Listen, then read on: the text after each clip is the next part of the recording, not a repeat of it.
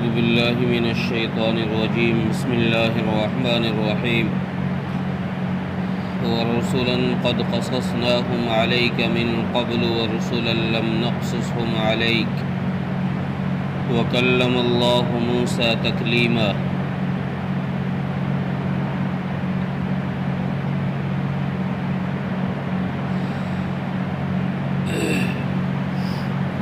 پچھلی آیت میں یہود کے اس سوال کا جواب اللہ تبارک و تعالیٰ نے دیا جو انہوں نے سوال کیا حضرت محمد صلی اللہ علیہ وسلم سے کہ ہم آپ کو نبی اس وقت مانیں گے جب آپ ہمارے پاس آسمان سے کوئی لکھی ہوئی کتاب لے کر آئیں جیسے حضرت موسیٰ لے کر آئے۔ تو اللہ نے پچھلی آیت میں اس کا جواب یہ دیا کہ ہم نے باقی انبیاء پر جیسے وحی بھیجی ہے۔ کچھ انبیاء کا پچھلی آیت میں اللہ تعالیٰ نے نام لے کر بتایا، جن میں حضرت نوح علیہ السلام، حضرت ابراہیم، اسماعیل، اسحاق وغیرہ کئی انبیاء کا نام اللہ نے ذکر فرما کر یہ بات ارشاد فرمائی کہ حضرت محمد صلی اللہ علیہ وسلم نے جو نبوت کا اعلان کیا ہے کہ انہوں نے کوئی نئی بات نہیں کہی، ان کے پاس پیغام وحی اسی طرح آتا ہے جیسے باقی انبیاء پر آیا کرتا تھا۔ تو یہ بات اللہ تعالیٰ نے کچھ تفصیل کے ساتھ پچھلی آیت میں ارشاد فرمائی۔ اس آیت کے اندر اللہ تبارک و تعالیٰ نے سارے انبیاء علیہ السلام کا اجمالاً ذکر فرما کر اس طرف اشارہ فرما دیا کہ قرآن کریم کوئی قصے کہانیوں کی اور کوئی تاریخی کتاب نہیں ہے کہ ہر ایک کا نام لے کر اس کی تاریخ بتا کر اس کے حالات بتا کر بیان کیا جائے۔ اللہ تبارک و تعالیٰ نے اس طرف بھی اشارہ کیا ہے کہ سارے انبیاء کا نام یاد ہونا، ان کے حالات زندگی کا معلوم ہونا، یہ کوئی ایمان کے لیے ضروری اور لازم چیز نہیں ہے۔ ایمان کے لیے ضروری چیز یہ ہے کہ سارے انبیاء پر ایمان لے کر آئے، خواہ نام معلوم نہ ہو، بس ایمان اس بات پر لے کر آئے کہ اللہ تعالیٰ نے جتنے نبی اور رسول بھیجے ہیں میں سب پر ایمان لے کر آتا ہوں، میں سب کو برحق مانتا ہوں، یہی کافی ہے۔ تو اس آیت میں اللہ تبارک و تعالیٰ نے یہ بات ارشاد فرمائی ہے کہ نبی جی اپنے حبیب صلی اللہ علیہ وسلم کو خطاب کر کے کہہ رہے ہیں کہ نبی جی ہم نے کچھ رسول تو ایسے بھیجے ہیں جن کا آپ کے سامنے ہم نے تذکرہ کر دیا ہے، یعنی قرآن میں ہم نے ان کے نام ذکر کر دیے ہیں، لیکن کچھ نبی ہم نے ایسے بھی بھیجے ہیں کہ جن کا تذکرہ آپ کے سامنے نہیں ہوا ہے، آپ کو ان کے حالات زندگی کے بارے میں نہیں بتایا گیا ہے۔ تو اس سے یہ بات صاف ہوتی ہے کہ سارے انبیاء کا نام کے ساتھ یاد ہونا یہ کوئی ضروری چیز نہیں ہے ایمان کے۔ حضرت ابو ذر غفاری رضی اللہ عنہ کی روایت ہے،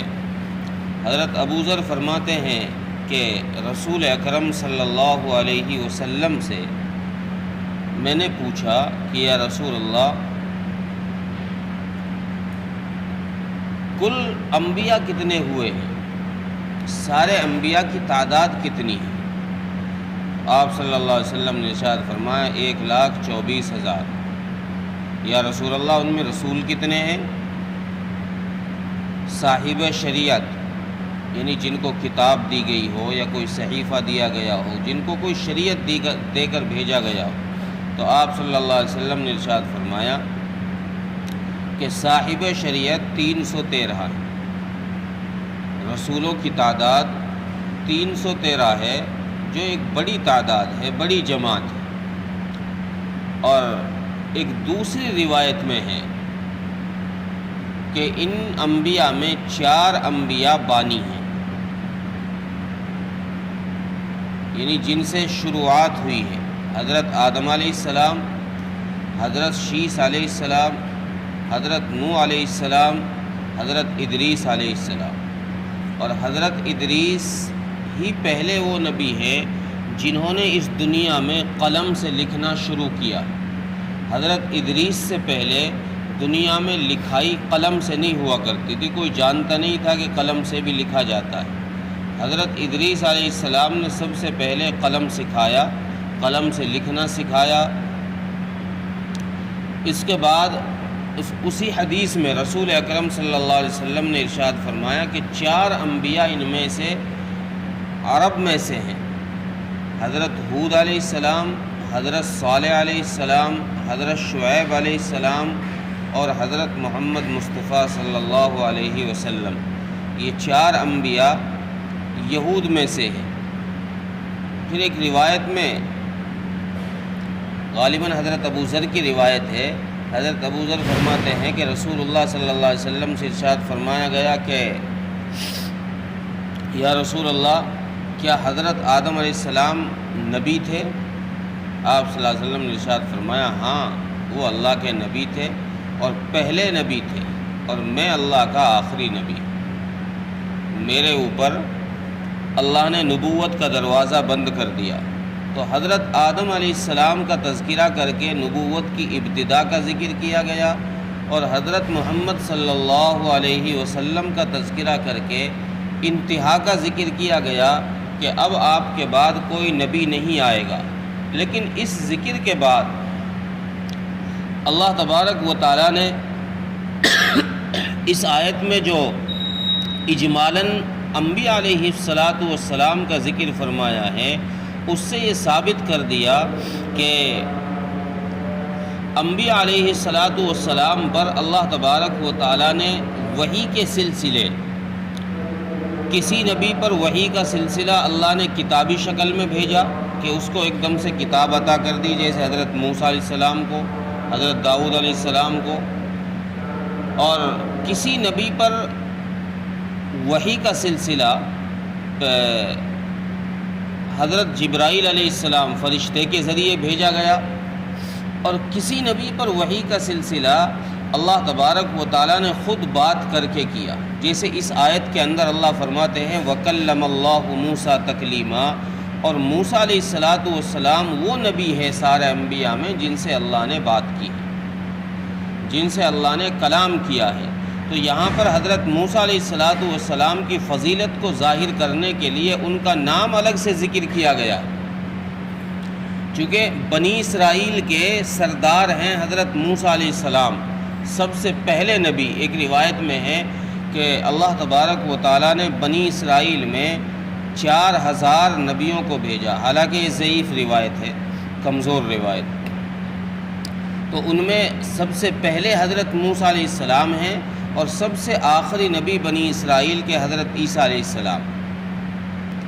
تو حضرت موسیٰ علیہ السلام کی فضیلت کو ظاہر کرنے کے لیے یہ بتایا گیا کہ سارے انبیاء میں ان کا مقام سب سے بلند ہے۔ کیوں؟ اس لیے کہ اللہ تبارک و تعالیٰ نے ان سے بات کے ذریعے سے کلام کیا ہے، ان سے ڈائریکٹ بات کی ہے، اگرچہ وہ حجاب کے ذریعے سے ہو، پردہ بیچ میں تھا، اللہ تبارک و تعالیٰ نے ڈائریکٹ حضرت موسیٰ سے بات کی ہے، آمنے سامنے ہی سمجھ لیجئے، صرف پردہ حجاب ہے، پردہ بیچ میں ہے۔ لیکن اللہ تبارک و تعالیٰ نے اپنے حبیب حضرت محمد صلی اللہ علیہ وسلم کو چونکہ سب سے افضل نبی بنایا ہے، آپ سارے انبیاء کے سردار ہیں، سب سے افضل ہیں، خاتم الانبیاء ہیں، اس لیے اللہ تبارک و تعالیٰ نے اپنے حبیب کا مقام بتانے کے لیے قرآن کریم کی ایک آیت کے اندر اس طرح ذکر فرمایا کہ ثم دنا فتدلی فکان قاب قوسین او ادنا، کہ ہم اپنے حبیب حضرت محمد مصطفیٰ صلی اللہ علیہ وسلم کو باقی انبیاء سے الگ ہٹ کر کے آسمانوں پر اٹھا کر لے گئے، اور جس کا ذکر معراج میں سورہ بنی اسرائیل کے اندر اللہ نے کیا معراج کی رات میں، کہ ہم اپنے حبیب کو آسمانوں پر اپنے پاس بلا کر لے گئے، اور ہم نے اپنے حبیب کو اتنے قریب کیا ہے اپنے کہ جیسے دو کمانوں کے سرے کے درمیان میں فاصلہ ہوتا ہے، یعنی بالکل قریب کر کے ہم نے اپنے نبی سے بات کی ہے۔ تو اپنے حبیب صلی اللہ علیہ وسلم کا مقام اللہ نے اس طرح ذکر فرمایا۔ یہاں اس آیت کے اندر حضرت موسیٰ علیہ السلام کا الگ سے ذکر کر کے حضرت موسیٰ کی فضیلت کا بیان فرمایا۔ خلاصہ کلام یہ نکلا کہ انبیاء تو بہت سارے ہوئے ہیں، 1,24,000 ہوئے ہیں، لیکن ان سب میں جو بات سیم ہے وہ یہ ہے کہ اللہ تبارک و تعالیٰ نے سب کے پاس وحی کا سلسلہ بھیجنا جاری رکھا،